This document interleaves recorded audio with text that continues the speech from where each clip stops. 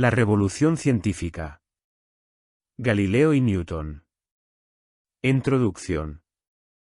La llamada revolución científica es el período que abarca desde la publicación de Revolutionibus de Nicolás Copérnico, 1543, hasta la publicación de los Principios Matemáticos de la Filosofía Natural, 1687, de Sir Isaac Newton, el cual unifica la física de Galileo y Kepler en la teoría gravitacional. Es un período que se caracteriza por la transformación radical de la imagen aristotélica a ptolemaica del mundo, un universo finito, con clara distinción entre cuerpos celestes y terrestres y movimientos circulares y uniformes, con la teoría heliocéntrica. Otros autores destacados fueron: Tycho Brahe elimina las esferas materiales y las reemplaza por la moderna noción de órbita. Johannes Kepler avanzó matemáticamente el sistema copernicano y postuló el movimiento elíptico de los planetas, en vez del circular. Galileo Galilei formuló el principio de inercia: un objeto en reposo permanecerá en reposo y un objeto en movimiento continuará moviéndose en línea recta a una velocidad constante, a menos que una fuerza externa actúe sobre él.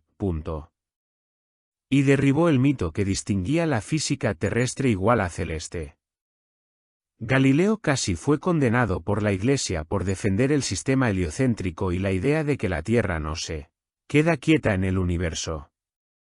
1. Cambios que produce la revolución científica. Los cambios se producen fundamentalmente en tres áreas. Imagen del universo: se produce un reemplazo de la cosmología aristotélica a ptolemaica. Si bien la cosmología aristotélica permitía explicar algunos fenómenos, no lo lograba con otros como la posición aparente de los astros. Es por ello que se recurre al sistema ptolemaico, de naturaleza matemática, que no desea hacer una descripción del cosmos, sino salvar las apariencias utilizando recursos como el punto ecuante, los epiciclos, etc. Pese a todo, no se abandonó la idea aristotélica. 1.1.1 Nicolás Copérnico y el heliocentrismo.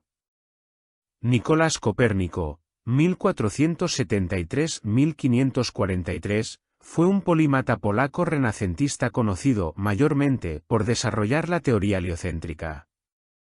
Sin embargo, Copérnico no buscaba reemplazar el sistema aristotélico, ptolemaico, similar a Lutero con la Iglesia Católica, sino perfeccionarlo con el objetivo de lograr cálculos más precisos. Prueba de ello es que mantiene elementos anteriores como las órbitas circulares y los epiciclos. Pese a que Copérnico no logró su objetivo de producir cálculos más precisos, sí consiguió atraer a otros científicos como Kepler y Galileo por su simplicidad y armonía estética. Reducía la complejidad del modelo anterior, presentando uno nuevo más bello y ordenado. Tycho Brahe, 1546-1601. Fue un astrónomo sueco que intentó conciliar ambos modelos aseverando que la Luna y el Sol giran alrededor de la Tierra, mientras que el resto de los planetas lo hacen alrededor del Sol, ofreciendo ventajas geométricas y observacionales. 1.1.2 Kepler y las órbitas elípticas. Johannes Kepler, 1571-1630, termina con el predominio del movimiento circular como el natural perfecto. Se consideraba que las órbitas debían ser circulares, pero resultan elípticas por la resistencia de la materia a realizar una forma perfecta, neoplatonismo. Las tres leyes de Kepler son: 1. Ley de órbitas: los planetas recorren órbitas elípticas, estando el Sol en uno de los focos. 2. Ley de áreas: un planeta barre áreas iguales en tiempos iguales mientras gira alrededor del Sol. Es decir, cuanto más cerca está del Sol, más rápido se mueve, y cuanto más lejos, más lento. 3. Ley de periodos: el tiempo que tarda un planeta en dar una vuelta al Sol, su año, está relacionado con el tamaño de su órbita. Cuanto más lejos está el planeta del Sol, más tiempo le toma dar una vuelta completa. Las dos primeras leyes derribaron dos principios fundamentales aristotélicas: la circularidad y la uniformidad del movimiento. Aristóteles creía que los cuerpos celestes se movían en círculos perfectos porque el éter, su supuesto material, era puro y sólo podía moverse de manera uniforme. Además, eliminaron la necesidad de epiciclos, deferentes, ecuantes y esferas, utilizando una curva simple y una ley de velocidades, dando la razón de alguna manera a Occam. Kepler mostró que los planetas obedecen leyes matemáticas, lo que sugiere que los mismos principios físicos rigen tanto el cielo como la Tierra. Esto ayudó a unificar la física terrestre y celeste, preparando el camino para Newton. 1.1.3 La homogeneidad del universo, Galileo. Cuando Copérnico puso en movimiento a la Tierra y la convirtió en un planeta, acaba con la distinción entre los mundos supralunar y sublunar, haciendo necesaria una física unificada. Kepler terminó con la circularidad del movimiento y la uniformidad de las velocidades de los astros. Galileo Galilei, 1564-1642. Completó la transformación, a través de sus contribuciones a la mecánica terrestre y su uso del telescopio para observar fenómenos celestes. En su obra Sidereus Nuncius, 1610, apoyó el sistema copernicano y descubrió los satélites de Júpiter, las fases de Venus, la superficie desigual de la Luna y las manchas solares, demostrando que los astros no eran cuerpos perfectos e inmutables. 1.1.4 El concepto de fuerza. Aristóteles, el movimiento del universo, motor inmóvil y rozamiento de las esferas de éter y atracción del centro del universo o de la esfera de las estrellas fijas. Kepler y Galileo pondrán las bases de la teoría de la gravitación universal de Newton, una ley puente entre las leyes planetarias de Kepler. Puesto que en la nueva concepción cosmológica ya no existían esferas de éter que arrastraran a los astros, por lo que había que buscar otra solución. Kepler pensaba que existía una fuerza magnética que movía y arrastraba los astros. Primero, concibió esa fuerza como un alma, luego como una fuerza, capacidad, corporal, y finalmente, como concepto abstracto de ley geométrica, ley de fuerza. 1.1.5 Universo infinito. Si no hay esferas cristalinas, no hay límite en el universo. Esto implicaba que los cuerpos celestes podrían estar dispersos por un mundo infinito. Galileo, que gracias al telescopio que la Vía Láctea era solo un conglomerado más de innumerables estrellas y las nebulosas eran cúmulos de estrellas esparcidas. Pese a todo, Galileo no concluye afirmando que el universo es infinito, pero lo considera como una hipótesis probable, aunque no demostrable. 1.2 Nueva concepción de la ciencia.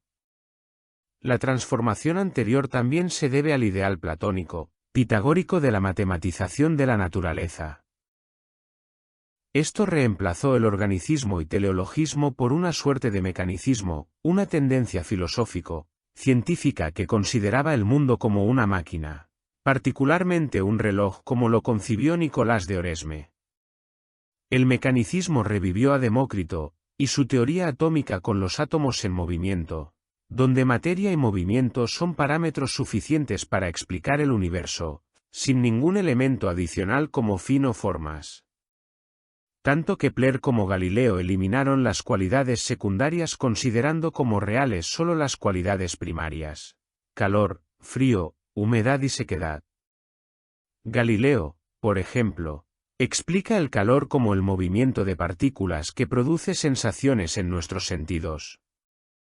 La nueva ciencia, el mecanicismo, reducía la realidad a elementos cuantificables, cantidad, extensión y movimiento, lo que permitía la matematización. Las matemáticas son el lenguaje mismo de la realidad, el ensayador, Galileo, de los fenómenos. Las categorías aristotélicas anteriores, sustancia, esencia, forma, cualidad, fin, fueron reemplazadas por nuevas como fuerza, resistencia, movimiento, velocidad. Aceleración.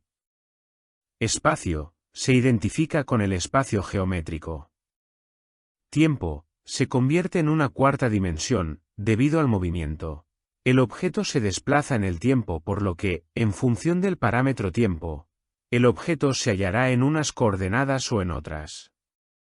1.3 Nueva metodología científica.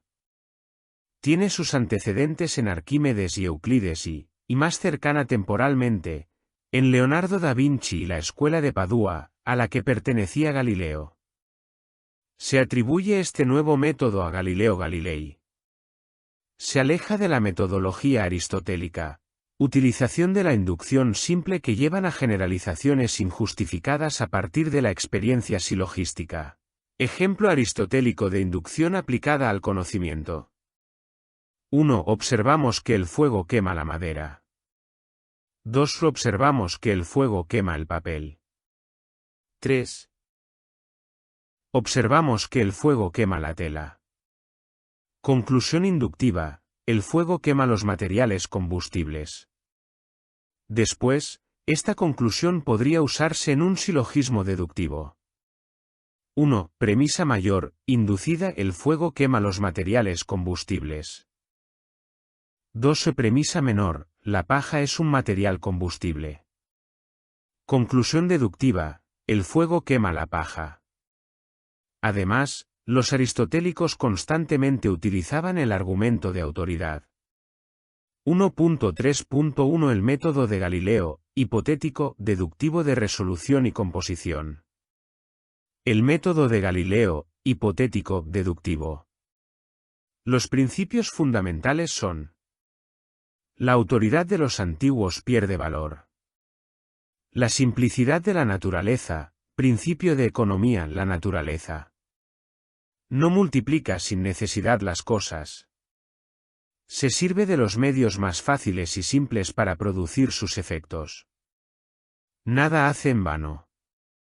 Orden racional y necesario formulable en términos matemáticos de la naturaleza. Es decir, la naturaleza posee una estructura real inteligible descubrible por las matemáticas. El conocimiento humano igual a conocimiento de Dios, salvo que Dios obtiene su conocimiento de un modo no discursivo. La razón es más fiable que los sentidos que pueden equivocarse, no así la razón. Nominalismo y fenomenismo. Se produce el abandono de la idea de la existencia de esencias universales para concentrarse en la descripción y comprensión de los fenómenos. Ya no se pretende conocer las causas últimas, sino que ahora se busca la regularidad de los fenómenos, siendo los fenómenos antecedentes considerados como causas. Es decir, conceptos como gravedad o causa son considerados como palabras que expresan regularidades observadas.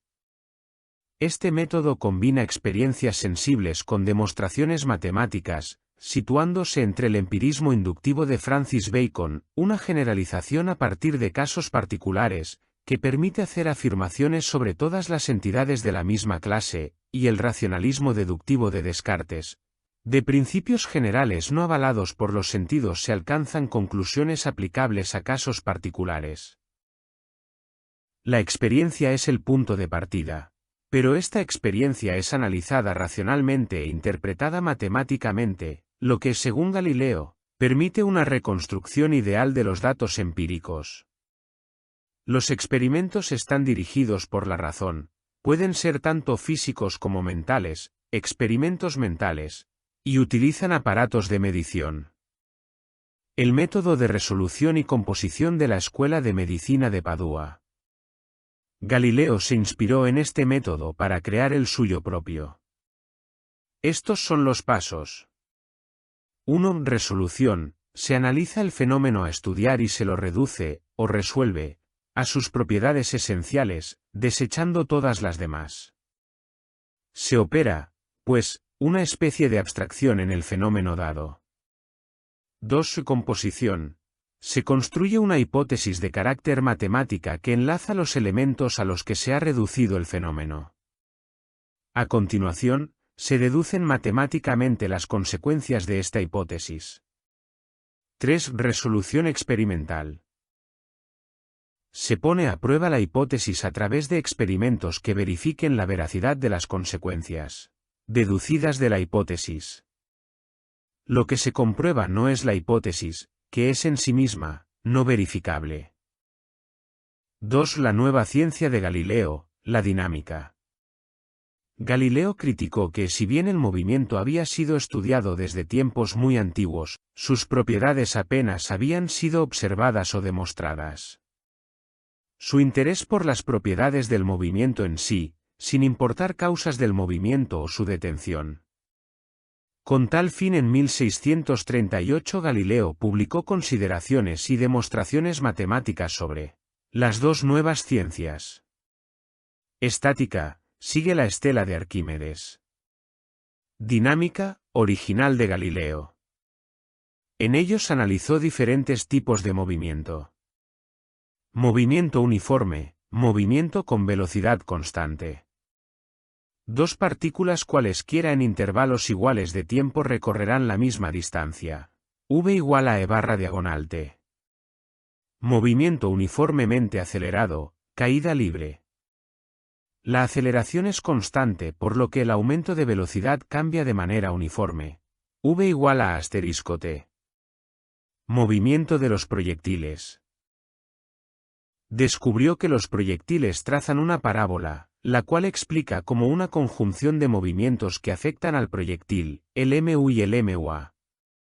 El espacio recorrido equivaldrá a la diagonal del paralelogramo de fuerzas, gravedad y empuje. 3. Newton. 3.1 El sistema del mundo. Isaac Newton, 1642-1727, logró conciliar en un sistema unitario los descubrimientos de Kepler, órbitas elípticas, a través de atribuir causas físicas a sus leyes y cuyo resultado sería la ley de gravitación universal. Sintetiza los descubrimientos de Galileo, dinámica, y los de Descartes, cinemática, en un solo sistema, la mecánica. Sus obras clave son: Principios matemáticos de la filosofía natural, 1687. Óptica, 1704. Newton cambia el paradigma. Las matemáticas dejarán de ser el fundamento para convertirse en un medio auxiliar de la mecánica. La geometría sirve para exponer con mayor exactitud lo que ya ha sido demostrado con anterioridad. El método científico de Newton. Newton propone el método inductivo, iniciado mediante datos sensibles, frente al llamado racionalismo continental cartesiano. Newton redactó las llamadas reglas del filosofar, libro 3 de los Principios. No deben ser admitidas como causas de las cosas naturales más que aquellas que a la vez sean verdaderas y basten para explicar los fenómenos. La naturaleza es simple, y no se cuida de las causas superfluas. A efectos naturales del mismo género hay que asignar causas del mismo género. Por ejemplo, si observamos que los objetos caen en la Tierra y los planetas se mueven en el espacio, debemos suponer que ambos fenómenos obedecen a la misma ley de gravitación. Las cualidades de los cuerpos que no admiten aumento ni disminución son cualidades universales de los cuerpos. No se pueden conocer las cualidades de los cuerpos sino por experiencia. Así se deben mirar como cualidades generales aquellas que se encuentran en todos los cuerpos, y que no pueden sufrir disminución, pues es imposible despojar los cuerpos de las cualidades que no se pueden disminuir. Si encontramos propiedades como la masa, la inercia o la gravedad en muchos cuerpos distintos, debemos asumir que son principios universales de la naturaleza. En la filosofía experimental las proposiciones, extraídas mediante inducción a partir de los fenómenos deben ser tenidas por verdaderas hasta tanto no sucedan fenómenos por los cuales esas proposiciones se hagan aún más exactas o sujetas a excepciones. Esto implica que una teoría es válida mientras no se encuentren pruebas en su contra. Pero si aparecen nuevos datos, debe revisarse o descartarse. Este principio anticipa el concepto moderno de falsabilidad en la ciencia. Insiste en el carácter inductivo de la ciencia y se opone a las hipótesis, Metafísicas escolásticas o mecánicas, teorías a priori cartesianas o galileicas. Al final de los Principia insistes en las dos prohibiciones. Atribución de actividad a los cuerpos. Su filosofía natural se basa en una descripción matemática y mecanicista de los fenómenos naturales, en la que los cuerpos no tienen poderes inherentes para actuar por sí mismos, sino que solo responden a fuerzas externas, a diferencia de Aristóteles, que consideraba que los cuerpos tenían propiedades activas internas, como una tendencia natural a moverse o cambiar. Postulación de hipótesis. Entendiendo hipótesis como enunciados sobre términos que designan propiedades ocultas para las que no se conocen. Procedimientos de medida. Esta última es polémica ya que el propio Newton sí formuló hipótesis. Hipótesis mecánicas. Construye modelos guiado por el principio de economía. Hipótesis metafísicas. Considerando el espacio y el tiempo como absolutos. Hipótesis metodológicas, como el principio de transducción que pasa de lo general a lo universal. 3.2 La ontología dualista de Newton, actividad y pasividad. La base del pensamiento newtoniano es que la naturaleza actúa de manera simple y no se preocupa por lo superfluo. En el universo de Newton los átomos son inertes y pasivos y concibe la gravedad como fuerza no inherente a los cuerpos. En contraste con Leibniz, que concebía el universo como un ente activo. Que tuviese una naturaleza pasiva implicaba que no era necesaria la intervención divina para su movimiento. Pese a todo, Newton también concebía otros universos con leyes naturales distintas según la voluntad de Dios. El Dios newtoniano es un Dios voluntarista, énfasis en la omnipotencia de Dios y en la irrestricta libertad de su voluntad. No obstante, Newton estaba lejos de ser ateo y vaciló acerca de si la divinidad era la causa directa de la gravedad. Incluso, llegó a insinuar la existencia de un éter muy sutil, óptica, 1706, que fuese más denso en las regiones vacías interestelares que en los intersticios de los cuerpos. La diferencia de densidad explicaría la atracción. También llegó a mencionar espíritus etéreos, aunque apuntaba que ese éter no actuaba mecánicamente por sí solo, sino que toda acción provenía de Dios. 3.3 El espacio y el tiempo absolutos. El espacio y el tiempo absoluto son hipótesis metafísicas ya que mediante inducción solo podemos llegar al espacio y tiempo relativos. Pese a todo, Newton consideraba que tanto espacio y tiempo eran absolutos ya que era estrictamente necesario para probar sus leyes del movimiento y otros axiomas. A. El espacio tiene realidad ontológica, es decir, existe independientemente de otras entidades. B. El espacio absoluto es uniforme, lo cual implica que todas sus partes son idénticas. C. El espacio es una sustancia que actúa sobre los objetos sin que éstos actúen sobre él. De tal modo que cumplen la ley de la inercia, hay una conexión causal entre el espacio y los cuerpos, que tiene que ver con la inercia de los mismos. Newton, para demostrar el carácter absoluto del espacio, propuso algunos experimentos basados en la idea de que si el espacio fuera verdaderamente relativo, es decir, si dependiera únicamente de la posición de los objetos entre sí, no se podrían distinguir ciertos efectos físicos que se producen cuando un cuerpo se mueve o rota en relación con un espacio absoluto. En su visión, el espacio absoluto era la clave para explicar la uniformidad de las leyes de la física y la existencia de efectos como la aceleración de los cuerpos en movimiento. Newton extrapolaba el principio de relatividad. No hay un sistema de referencia privilegiado desde el cual podamos medir el movimiento uniforme absoluto de Galileo para establecer dos ámbitos. Presencia, se refiere a la existencia inmutable y absoluta del tiempo y el espacio, que son independientes de los objetos que los ocupan o de los eventos que ocurren en ellos. Duración, es la cantidad de tiempo que transcurre entre dos eventos, medido en términos de un tiempo absoluto que es constante y universal, independientemente del movimiento o las circunstancias del observador. El tiempo transcurre de la misma manera para todos los observadores, sin importar en qué estado de movimiento se encuentren. Es decir, el tiempo es el mismo para todas las personas y objetos, y transcurre de forma uniforme y constante en todo el universo. 3.4 Las leyes del movimiento y la ley de gravitación universal. Newton introduce dos hipótesis clave. El espacio es infinito y absoluto donde se mueven masas inertes. Se concibe como un sensorium de Dios. Existe una fuerza externa que actúa sobre los cuerpos. Se considera la fuerza como un signo de la actividad divina. Sin embargo, Newton separa la materia y el espacio de Dios para evitar atribuir características divinas a los cuerpos. Bajo estas premisas desarrolló las llamadas tres leyes del movimiento. Primera, ley de inercia: un objeto en reposo permanecerá en reposo, y un objeto en movimiento continuará en movimiento con velocidad constante, a menos que una fuerza externa actúe sobre él. Segunda, ley de la fuerza y la aceleración. La aceleración de un objeto es directamente proporcional a la fuerza neta que actúa sobre él e inversamente proporcional a su masa.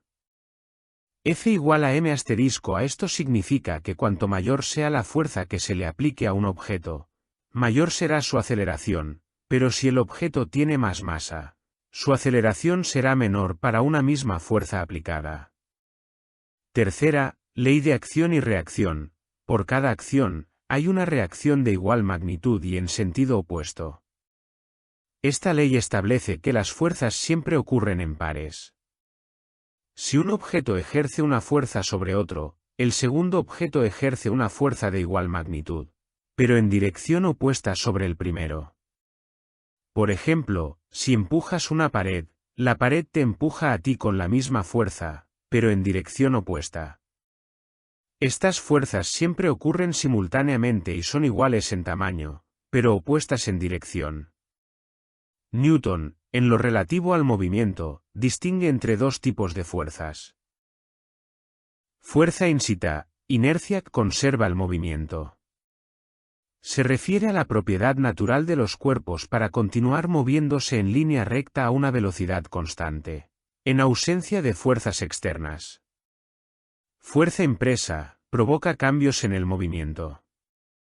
Es responsable de alterar el estado de movimiento de un cuerpo, y es lo que provoca que un objeto se mueva o cambie de velocidad cuando se le aplica una fuerza.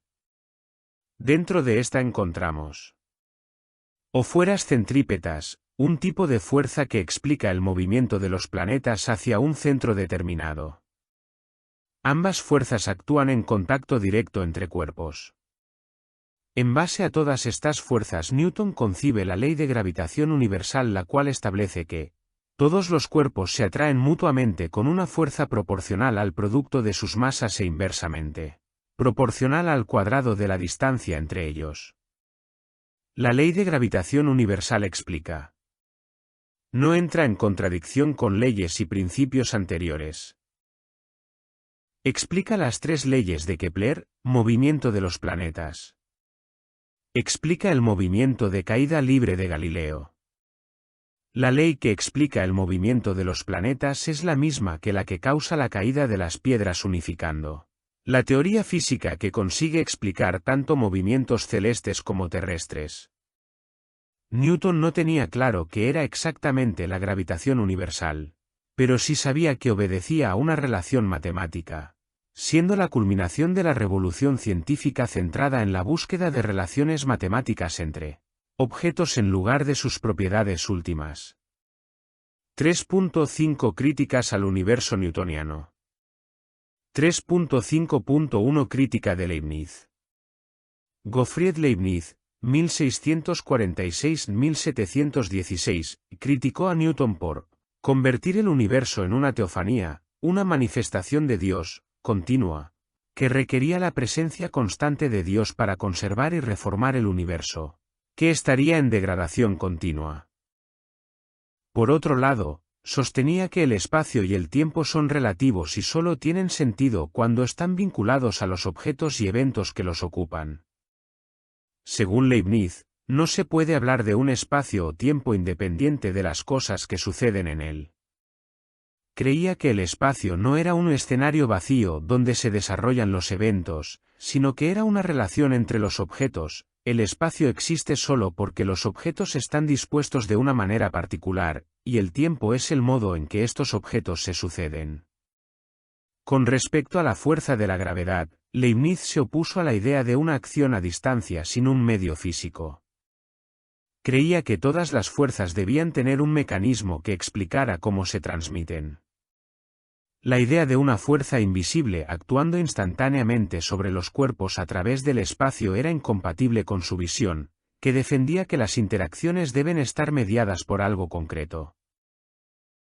Por ello, Leibniz propuso que las interacciones gravitacionales debían involucrar alguna especie de medio, y no aceptó la noción de fuerzas que actúan instantáneamente sin un soporte físico.